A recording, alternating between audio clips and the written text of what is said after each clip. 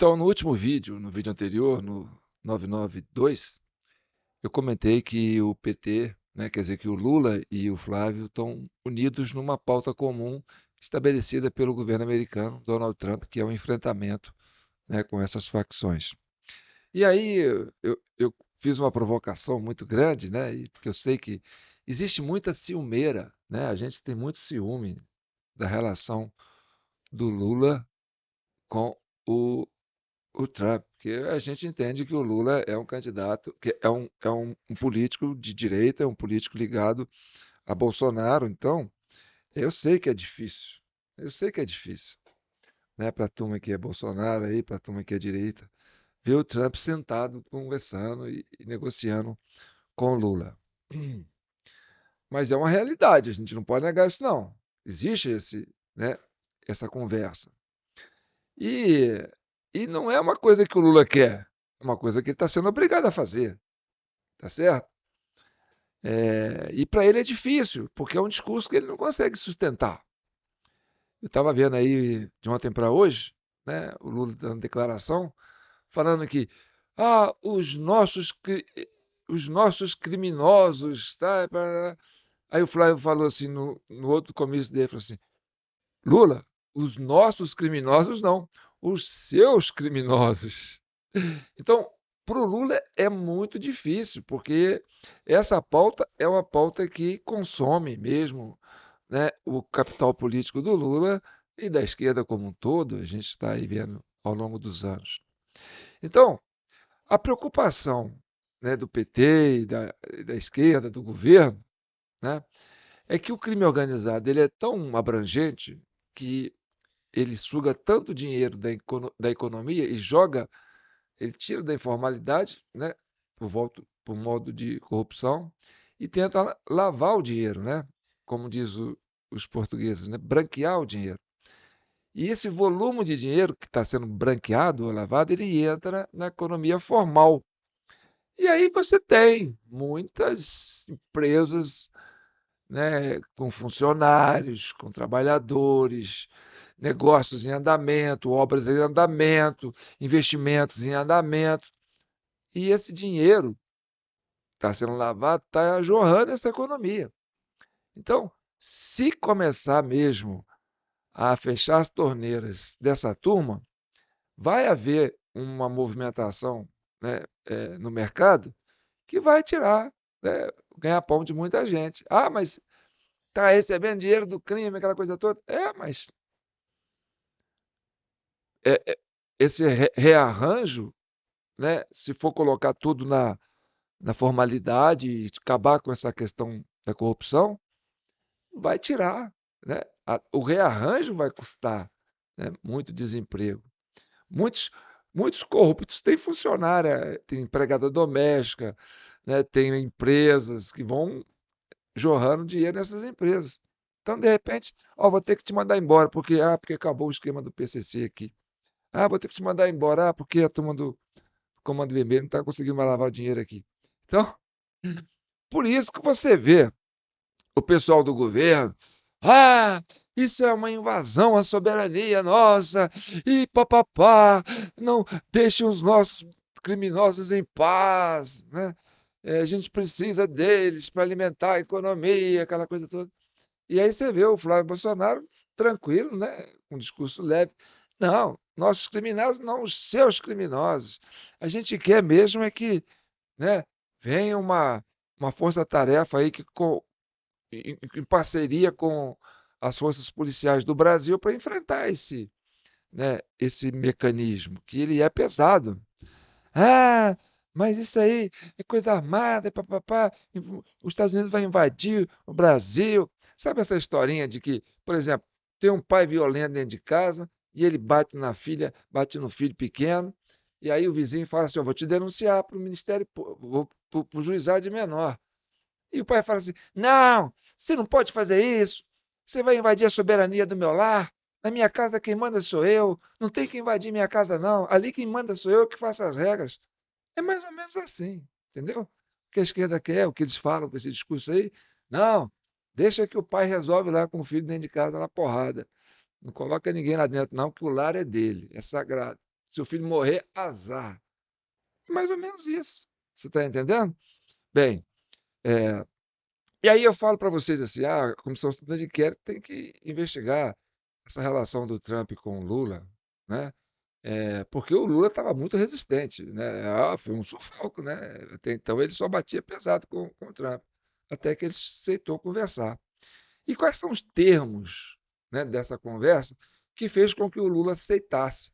Porque existe, sim, hoje uma parceria muito grande, né, de mecanismos, né, de autoridades americanas junto com autoridades brasileiras, né, de inteligência, já fazendo esse cerco, né, essas facções. Isso já está acontecendo e você está vendo aí a operação sendo feita, né?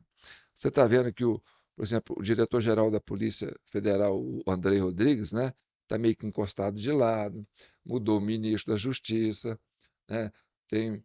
E uma coisa que eu quero conversar com vocês, por exemplo, a questão do filho do Lula. Eu sei que a turma da direita aí está seco no filho do Lula.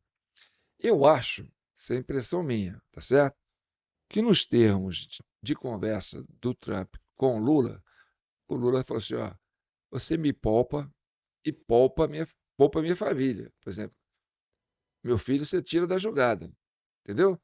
Ou seja, o Trump falou assim, olha, se você me ajudar, você fica na boa, tá? Não, vou passar uma régua, se você tiver problema, vou passar uma régua no seu problema, tá certo? Porque você está cooperando com a gente.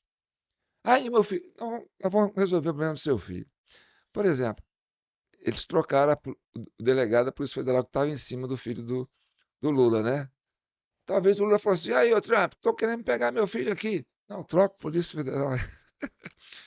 Eu acho, tá? Tô suspeita, entendeu? Essa é uma opção. O homem está colaborando. Não tem essa colaboração aí com o Vorcaro, fazendo delação premiada. Ô, Vorcaro, faz delação premiada aí. Não quer fazer? Então fica lá enquadrado. Então, eu acho que o Lula está cooperando, certo? E por que eu acho que o Lula está cooperando? Porque o Lula não é o ativo desse governo, ele é o passivo desse governo. Passivo que eu falo assim, ele manda menos. Quem manda mais é o vice, entendeu? Porque o vice que fez ele voltar. E aí, o que fez ele voltar é que provocou um trauma com o governo americano, com Donald Trump. Por quê? Porque foi para cima do Bolsonaro. E aí abusaram, entendeu? Das prerrogativas constitucionais para tirar um presidente eleito que estava aí com toda a moral e era parceiro ideológico de Trump. Então, quem fez toda essa armação para tirar o Bolsonaro? Ah, isso aí foi coisa do Lula. Não, isso foi coisa do Geraldo Alckmin, do vice. O vice é que é o vilão desse, que a gente entende, entendeu? Aqui da CCI. Vamos começar, aí nós vamos voltar lá em 2015. Porque isso aqui, gente, é uma questão de estudo, tá certo? Quem segue a CCI sabe que isso aqui é canal de análise, é canal de pesquisa, é canal de estudo, entendeu? Então, a gente está aqui com um dilema, procurar a verdade, né, e pacificar a nação. Você tem que entender o Brasil. A gente está procurando entender o Brasil. Às vezes a gente erra, às vezes a gente pega vamos dizer, é igual o cego, né? Pega no rabo do elefante, fala, isso aqui é uma cobra. Não. O outro pega no chifre do elefante e fala, isso aqui é um touro, né? Então, a gente vai tateando e vamos entendendo. Então, vamos para 2015. A briga do PSDB com o PT era uma briga antiga, tá certo? E aí você entende por que o Alckmin hoje está junto. Nós vamos entender isso agora. Eu lembro que em 2015, é, a Dilma estava no seu primeiro ano de governo. E o Aécio foi para cima, falou: não, vocês não ganharam essa eleição de mim, não. O PSDB ficou chateado. Não ganharam, não. Vocês fizeram maracutaia, entendeu? Tem, tem carne debaixo desse angu aí. Aí nasceu aquela briga lá pelo voto impresso, aquela coisa toda, você lembra? Vamos reviver esse momento? Porque o PT sabia como ganhava a eleição. E o PSDB não sabia como que ele perdia as eleições para o PT. Até descobrir. Mas enquanto ele não sabia, Olha o que acontecia assim, o tete-a-tete, né? O Lula não queria eleição quer dizer, o PT não queria eleição com voto impresso. E o PSDB, aquela turma lá, o PMDB, aquela turma toda, né, que era da base do Alckmin, da base, né, dessa turma toda aí, queria falar: vocês têm que botar voto impresso aí, que a gente não confia em vocês têm um maracutaia aí. Vamos ver esse momento? Presta atenção.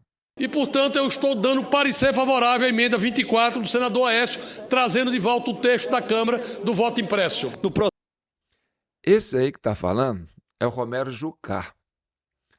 O Romero Jucá ficou famoso na época da Lava Jato, porque ele foi pego gravando uma frase, e aí foi a turma do governo Dilma que grampeou ele, entendeu? Porque a Dilma falou: já que está pegando a turma do PT, vamos pegar a turma do PSDB também, porque essa turma faz mais que a gente. Então não era uma questão de corrupção, era uma briga de poder. E o senador Romero Jucá pegaram ele gravando vamos estancar a sangria. Vamos fazer o impeachment da Dilma para estancar a sangria, senão vai chegar em todo mundo. Você está vendo aí o Banco Master, né? Estancou a sangria, meu amigo. A vampirada ficou solta. Bem, vamos começar de novo e vamos deixar só o Romero Jucá. E aí vocês vão ver a sequência, tá certo? Do embate político. E, portanto, eu estou dando parecer favorável à emenda 24 do senador Aécio, trazendo de volta o texto da Câmara do voto impresso. No processo de votação eletrônica, a urna imprimirá o registro de cada voto, que será depositado de forma automática e sem contato manual do eleitor em local previamente lacrado. O processo de votação não será concluído até que o eleitor confirme a correspondência entre o teor de seu voto e o registro impresso e exibido pela urna eletrônica. E acho que esse avanço proposto pela Câmara, aprovado pela Câmara dos Deputados, deveria ser seguido pelo Senado. Eu só queria alertar o senador Aécio e o senador Romero Jucá que o presidente Lula sancionou o voto impresso. E ele foi para o Supremo Tribunal Federal, que declarou inconstitucional. Já houve essa declaração pelo Supremo Tribunal Federal. Só estou querendo levantar esse ponto. A preocupação com a votação e a possibilidade de voltarmos com o voto impresso. É como se nós estivéssemos votando a morte da urna eletrônica, na prática. Voltar para o voto impresso, nós podemos estar criando um gravíssimo problema. Primeiro, enterrando a urna eletrônica, matando e enterrando. E segundo, fazendo com que as eleições no Brasil não tenham mais fim. O que nós estamos querendo é dar a tranquilidade à sociedade brasileira da eficiência das urnas. O voto vai estar impresso. Como? A impressão é na cabine devasável. O voto é impresso. A impressão é na cabine devasável. Ele vai estar lá impresso na mão das pessoas. A realidade é que a sociedade brasileira já não confia mais apenas na urna eletrônica. São vários casos, relatos, isso vai contaminando aquilo que é fundamental numa campanha eleitoral, que é a confiança no voto dado. Não poder apurar uma eleição é algo que realmente não transmite confiança. A impressão é uma margem de segurança exatamente para o eleitor e para a democracia. De quase 13 mil internautas que acessaram, 92% são favoráveis à impressão do voto. Os sistemas, por mais perfeitos que sejam, são vulneráveis sim. Foi provado aqui no Senado Federal pelos especialistas da Paraíba, especialistas da UNB, são vulneráveis. Dada a consistência da argumentação tecnológica de que sim, um hacker pode invadir uma urna eletrônica e uma votação. Os sistemas, como a senadora Ana Amélia disse aqui, não tem como, eles são realmente vulneráveis. Na Alemanha, a urna eletrônica foi rejeitada porque a Suprema Corte alemã disse que não pode aceitar um sistema eleitoral que não pode ser auditado. Portanto, o sistema da urna É vulnerável, sim. Por não poder recontar os votos da urna eletrônica, é que a Alemanha rejeitou o sistema. É por não poder recontar os votos que a democracia madura americana usa um sistema eletrônico diferente do nosso. Temos que imprimir esse voto. Temos que garantir ao cidadão brasileiro essa garantia, essa segurança de que ele terá certeza de que o seu voto será computado. Vou encaminhar o voto do PT contra, porque essa emenda ela é ambientalmente incorreta, ela é, do ponto de vista da agilidade e da segurança que se quer ter com ela, traz a insegurança e ela não deve ser aprovada. Senador, o voto do PT é não. Nós vamos fazer com papel reciclável, presidente. Está, portanto, aprovado as emendas números 24 e 86. Agradeço aos senhores parlamentares. Que tratam da impressão do voto. Puxa, mas vocês passaram. Aprovaram. 2015. Estava tudo pronto para ter voto impresso em 2018. Aí, essa turma do PSDB descobriu que não tinha mais voto. Por quê? Porque o Bolsonaro começou a disparar nas pesquisas e crescer em cima do eleitorado que era antipetista, que antes apostava no PSDB porque não tinha uma outra opção. Aí o que acontece? Essa turma aí, que brigou pelo voto impresso, o Aécio, por exemplo, né? Não, esquece o voto impresso. Para a gente não interessa mais, a gente não tem mais voto. Se eu lançou o Alckmin, ficou com 4,5%, Bolsonaro varreu o eleitorado dele todo. Aí, o que aconteceu? A Dilma já tinha sido cassada, o Lula já estava preso em 2018, e o Alckmin achando que ia levar, não levou. Quem levou foi o Bolsonaro. E aí, preste atenção nessa fala do Geraldo Alckmin. Que tratam da impressão do voto. Puxa, mas vocês passaram a vida inteira, o PSDB e o PT, se digladiando aí nas campanhas. Agora estão juntos? Pois é. O que é mais importante? As disputas do passado ou a necessidade do futuro? A história mostra que quando a gente se aproxima, o país anda melhor. O país anda melhor. Quando os dois se aproximam, a corrupção aumenta, dobra. Não é? Porque você tinha a turma que queria estancar a sangria, que era a turma da base do Geraldo Alckmin, do Temer, né? Estão chegando na gente. E tinha a turma do Lula, que já fazia porque já fazia. Aí, foi um caos. Por quê? Porque agora os dois brigaram, entraram juntos e falaram assim, não, nada de voto impresso. Por quê? Porque eles descobriram como é que o Lula faz para ganhar a eleição. Descobriram, o Gilmar Mendes até denunciou aí. Coloca aí nos comentários o que o Gilmar Mendes fala. Tal mesário. E aí, meu amigo?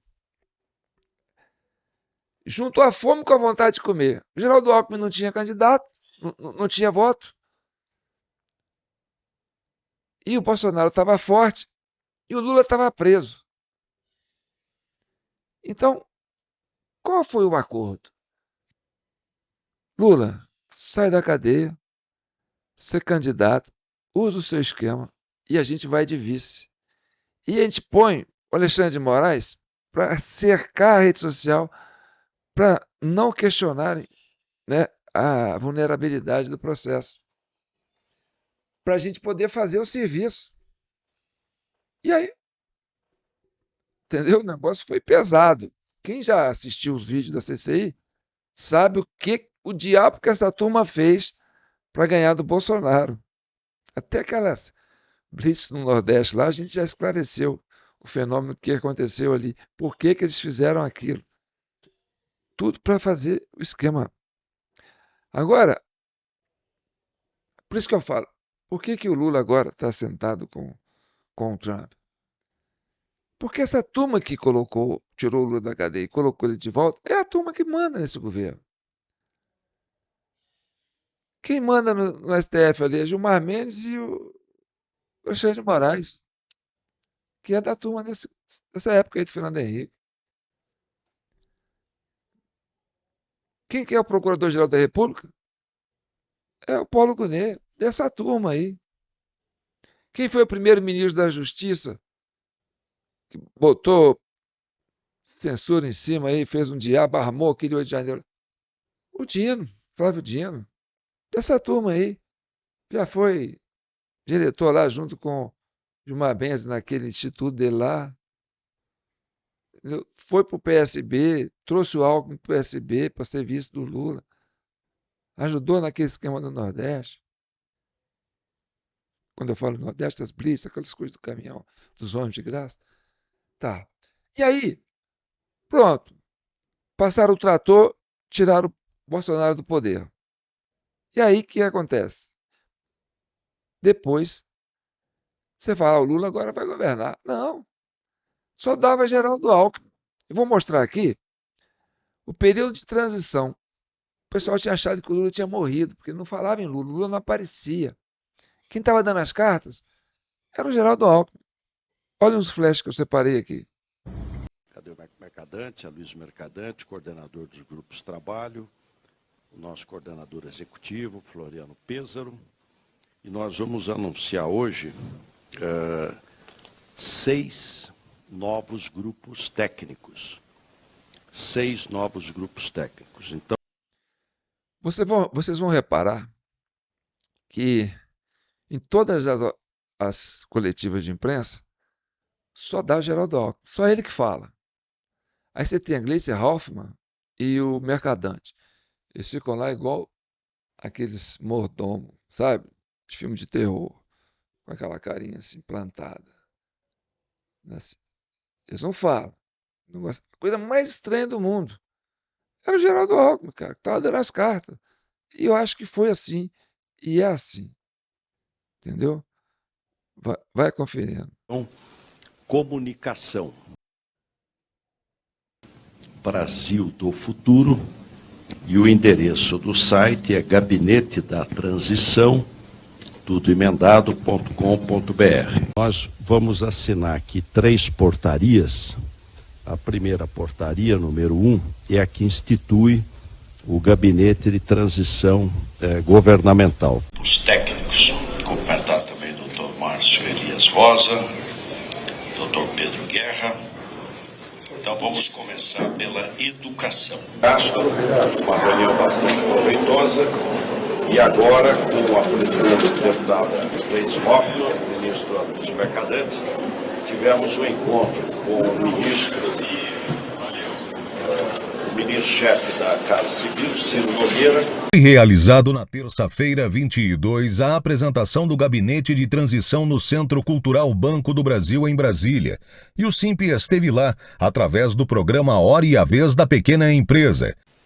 Que a portaria tem um conselho político, que ele é composto pelo Antônio Brito, representando o PSD de Dado, Carlos Siqueira, representando o PSB. O vice-presidente eleito e coordenador da transição de governo, Geraldo Alckmin, confirmou nesta quinta-feira o início do processo. A preocupação é, primeiro, em não manter o Bolsa Família de R$600. Então, só dava isso. E tinha jornalistas já chamando ele de presidente, não chamava ele de vice-presidente, não. E, aliás, eu vou trazer aqui a Daniela Lima. Esse vídeo é agora, recente, aniversário de 30 anos do UOL. E ela tratando com o Alckmin, entendeu? Falando sobre... Vai fazer uma pergunta sobre essa questão lá do... Né, da decisão do governo americano de colocar nossos não, né, os seus criminosos como facção, sei lá o quê. E aí, chama ele de presidente. Assim, na natureba, vai vendo. O mais longevo governador do estado de São Paulo, Geraldo Alckmin, muito obrigado, boa noite, bem-vindo. Uma satisfação estar com você aqui nos 30 anos do UOL. Agora veio para o evento de jornalismo, a gente vai aproveitar para tirar uma casquinha. Presidente, as últimas pesquisas deram um novo ânimo, eu sinto, para o governo como um todo, claro, o senhor está disputando a reeleição com o presidente Luiz Inácio Lula da Silva. A que o senhor atribui esse movimento ainda discreto, mas já fora da margem, de melhora, de respiro mesmo? Vocês estão entendendo? Eu acho que é isso, cara. O Lula manda pouco ou quase nada. Quando o Trump conseguiu parar ele no corredor, lá em Nova York, naquele negócio da ONU, ele falou assim, eu vou quebrar essa barreira que o Alckmin estava... Né, eu acho que essa turma estava, assim, colocando uma... Como é que chama? Uma camada de proteção, né? Uma onda magnética, assim, para não deixar que ninguém chegasse no Lula. Aliás, o Lula não tem celular, né? Os amigos do Lula, o pessoal mais chegado no Lula, diz que não consegue falar com o Lula, né? Então, o Trump, sabendo disso, falou assim, ó, vamos criar uma situação aqui para me esbarrar com ele no corredor. Fala que deu problema lá no negócio lá do teleprompter e tal. Só sei que deu certo. Ele esbarrou com o Trump lá. E o Trump chegou para ele e falou assim, ó, vamos fazer o seguinte, vamos conversar. Pô, você é um cara bacana, vai rolar uma química e tal. Pronto. E aí encurralou o Lula. E aí essa turma aí do Alckmin ficou cheia de dedos. Falou, peraí, como é que vai ser isso aí, cara? Não pode e tal. Não, agora o homem falou que eu tenho que falar, não posso correr dele, né? Vai ficar feio. Não, peraí, tem que ver, você não vai ficar lá, você vai passar constrangimento, vai fazer com você igual fizeram com o Zelensky. A turma morrendo de medo. Falei, não. Aí o Lula conseguiu, né, marcar um encontro com ele, marcou um encontro com o cara, e aí pronto, começou umas conversas. Como disse, umas conversas cabulosas, né? Perdão. E o Lula chegou na primeira conversa cheio de moral, falou assim, ó, a partir de agora, quem fala com o Trump sou eu. Não tem esse negócio aqui de intermediário, não. Eu tô com linha direta aqui, ó. Eu ligo pro Trump, o Trump liga para mim. E esse negócio de ministro do STF aqui, de visto, de Magnitsky, vai ser comigo. Eu que vou resolver. Ou seja, o Lula ficou se sentindo mais assim, ó, eu estou mais independente. Por quê? Porque agora eu tenho, né, uma autoridade superior que me dá essa tranquilidade. Eu não estou tão refém, né? Porque eu saí da cadeia, essa turma me botou na cadeia, me tirou da cadeia na condição de eu entrar para o governo e colocar essa turma sem voto lá dentro. E aí começou toda essa lambança aí, né? E aí, o que eu vejo é isso. Eu vejo que o Lula está, assim, né, aceitando, né, essas condições. E a turma do pessoal do Alckmin aqui, essa turma fechada aí, que está se achando que ia nadar de braçada, né? Está passando esses perrengues, né? Vai passar esses perrengues aí. Vai derrubando. E muitos, né, pessoas que estavam aí disfarçadas aí de Halloween, está começando a se revelar, né? E aí o esquema está vindo. Ó, se você não mexer comigo nem com meus filhos, você pode meter bronca aí. E eu vou falar uma coisa para você, porque olha só, o PT sabe como é que ganhou as 4 eleições do PSDB. O PSDB descobriu, depois que o Bolsonaro entrou, como é que eles ganharam do PSDB. Por isso que eles se juntaram, né? Eles ficavam brigando. Ah, não vamos brigar mais não, porque agora a gente precisa de vocês, porque a gente não tem voto. Se juntaram. Só que tem uma coisa. A partir de agora, essa turma aqui, que era os tucanos, né, que batia de frente com os petistas, e aí eles descobriram como é que faz para ganhar a eleição, todo mundo quis entrar no esquema. Ah, agora o esquema é nosso, vamos Tamo junto, meu amigo. Você desculpou, galinha dos ovos de ouro, tamo junto. E aí, a Gleice Hoffmann, né, na condição de, né, liderança do PT, Gleice Hoffmann, né? Ela ficou, assim, meio desconfortável com isso, sabe? Falei, peraí, a gente já não tem essa moral toda, porque o esquema já tem que dividir o esquema com a turma do PSDB, né? Para segurar esses malas com a gente. E aí um dia ela soltou uma aí que eu vou mostrar para vocês. Entendeu? Acompanhe. Não pode ter uma justiça eleitoral, que, aliás, é uma das únicas do mundo. Um dos únicos lugares do Brasil que tem justiça eleitoral, do mundo, é no Brasil, que tem justiça eleitoral. O que já é um absurdo. E custa 3 vezes o que custa o financiamento de campanha para disputa eleitoral. Tem alguma coisa errada nisso. Talvez a gente devesse começar a olhar aí, para ver o que a gente pode mudar. Você está entendendo? Ela estava falando um negócio de multa lá, multa em partido, mas para soltar esse desabafo aí, entendeu? Pô, eles que sempre foram apaixonados nessa questão da justiça eleitoral, né? Os mesários, tudo é a militância que vai lá trabalhar nas sessões eleitorais, né? Aí, não, justiça eleitoral, isso aí é uma aberração. Ela ia dizer isso, né? É um absurdo, mas ela quis dizer que é uma aberração, só no Brasil tem isso. Ou seja, para ela já não é mais interessante, entendeu? Ter o controle da justiça eleitoral. Por quê? Porque a turma do Geraldo Alckmin pegou os esquemas. E aí a coisa polarizou. O Bolsonaro, depois que perdeu a eleição, descobriu como é que foi que eles perderam a eleição. Entendeu? Desvendou o mistério. Tanto que o homem que fez a auditoria, né, dos arquivos dos logs das urnas das eleições de 2002, tentaram prender ele, o cara vazou do Brasil. Pode ser que ele esteja lá nos Estados Unidos, entendeu? Dando munição para o pessoal, ela fala assim, ó, lá foi assim, ó, o esquema é assim. Então, vocês têm que agir assim, assim, assim, assim, para que a coisa não aconteça de novo em 2026. E aí, qual que é a proposta do Trump? Olha, nós vamos para cima dessa turma aí que está querendo censurar, fazer, né, não deixar que tenham eleições livres.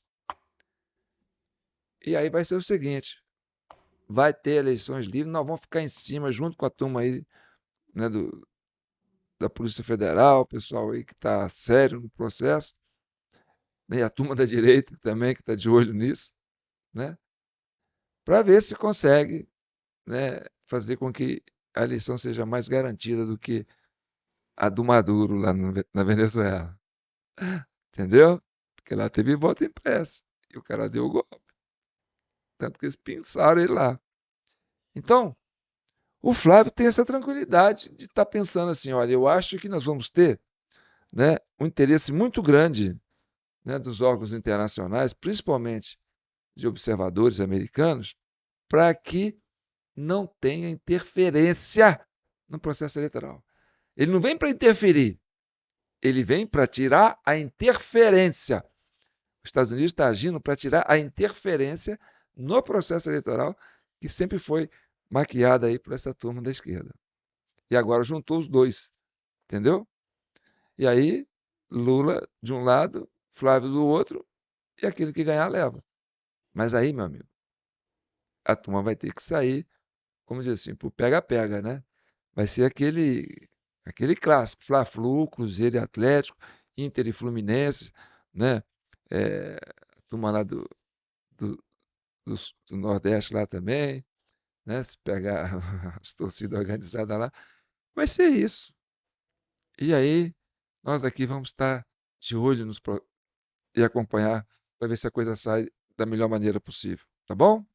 Então, espero que vocês tenham entendido a nossa visão de mundo aqui. E vou me despedindo. Esse é o vídeo 993 da CCI, Comissão Cidadã de Inquérito. Se inscreva no nosso canal, TV Del Rey. É só aqui que você escuta esse tipo de debate, cara. Esse não tem lugar nenhum. Por isso que é importante você manter esse canal. Está aí a nossa chave Pix, jpnoticias@gmail.com.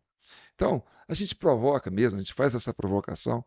Eu sei que a turma morre de ciúme aí, né, do Trump com o Lula, mas isso aí é uma coisa que vem para o bem, pode ter certeza. Vai ajudar muito a direita. Tanto que está na cara, não precisa falar que eles torcem por Flávio. Mas eles torcem por Flávio, mas não querem fazer ingerência. Eles querem tirar a ingerência que é feita aqui pelo crime organizado, para não influenciar, para dar autonomia, para trazer a soberania popular para que ela possa se expressar de forma autêntica no processo eleitoral. Tá bom? Então tá bom. Hoje é dia 30, hein, gente? A turminha aí do Pix, a gente agradece aqueles que estão mandando e aqueles que continuam acreditando nesse projeto. Nós estamos esperando 1000 vídeos. Olha, faltam 7 vídeos para completar 1000. Eu achava que a gente não ia tão longe, tá certo? Mas persistência, meu amigo, resiliência.